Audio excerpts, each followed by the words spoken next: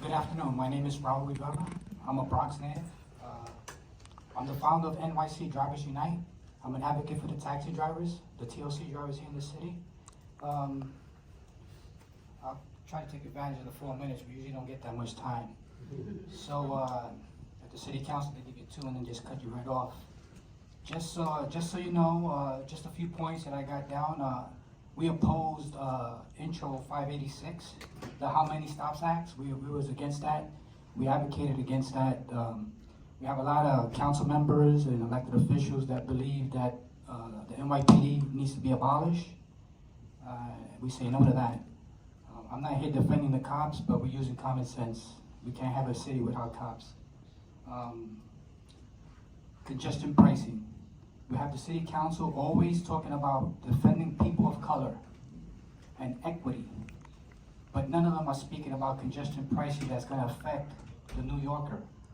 So we asked the city council to stop gaslighting us, to stop saying they defend people of color, especially the transportation committee, because we have a chair that is mute. She doesn't have a voice when it comes to congestion pricing. They like to say that it's a state issue, right? It's a state issue, but when you catch the 2 train or the 5 train, you catch it right here in the city. You don't go to Albany to get the 2 train.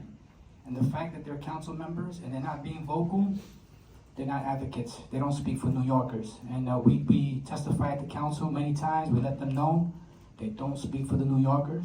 Also, Adrienne E. Adams, the speaker, she don't speak for the New Yorkers. She was for that 586. We had 34, I think it was 34 supermajority that overrode the veto, and that bill passed. They call themselves the Progressive Caucus. What I call them is the Oppressive Caucus. That's what they are. They're oppressive. Yesterday I was at City Hall. We was giving testimony at a transportation hearing, and as I was leaving, I noticed that the mayor was having a press conference. So I took the opportunity to stand there and just see what was going to be said, because he was having online.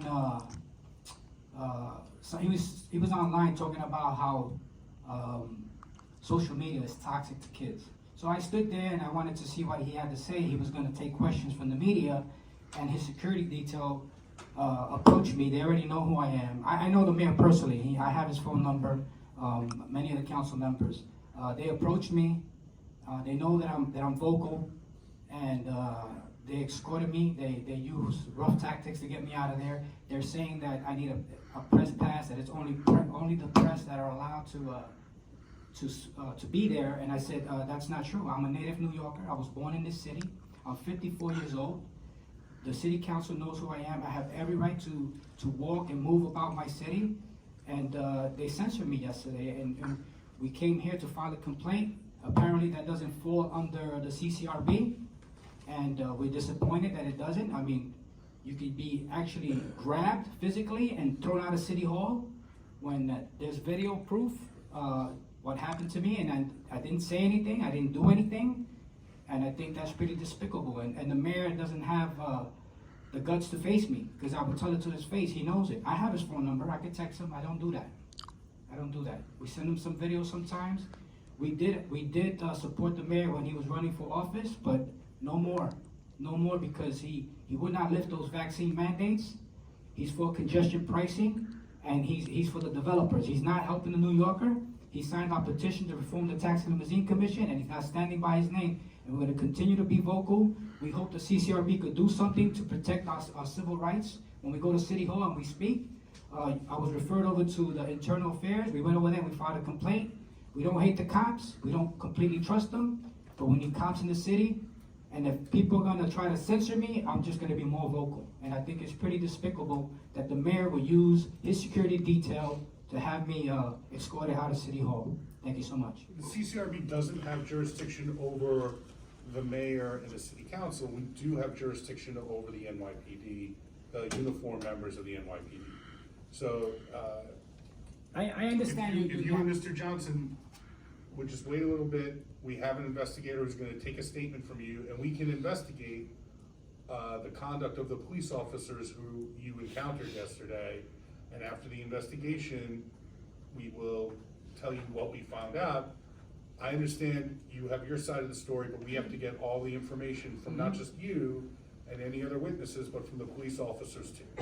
And once all the evidence is gathered, the investigator will synthesize that evidence, put it in a report to this board, and then either this board or a panel of 3 board members will make a determination. But regardless of what you guys cover or you touch on, they are the cops, they are NYPD officers, so that's why I'm here. I want you to be aware of their behavior, and in particular the mayor's behavior. You know, I can text him and let him know that that's uncalled for, but he should not be doing that. They know me, these officers know me. They should not do that, should not censor me like that and escort me out of City Hall. So I just want to be clear, we will investigate the conduct of the police officers you encountered yesterday. Right, we do have a complaint that was already filed, and this gentleman here is a witness to that. There's a lot of things that are going on. I'm a native New Yorker. I'm struggling to stay in my city. That's basically what I'm trying to do. I'm trying to survive in the city I was born in. I slept in my vehicle. I slept in hotels and motels. I'm currently living with a friend in Brooklyn. I'm a native from the Bronx, and we're losing access to our city. We're being pushed out. And I'm not asking for special treatment, but as a native New Yorker, give me that. Let me stay in the city where I was born in. Let me leave if I want to leave. Don't push me out. Don't censor me. Let me be who I am. Let me be the New Yorker that I am. I love this city. I don't hate this city. Thank you so much, Mr. Rivera, for your comments.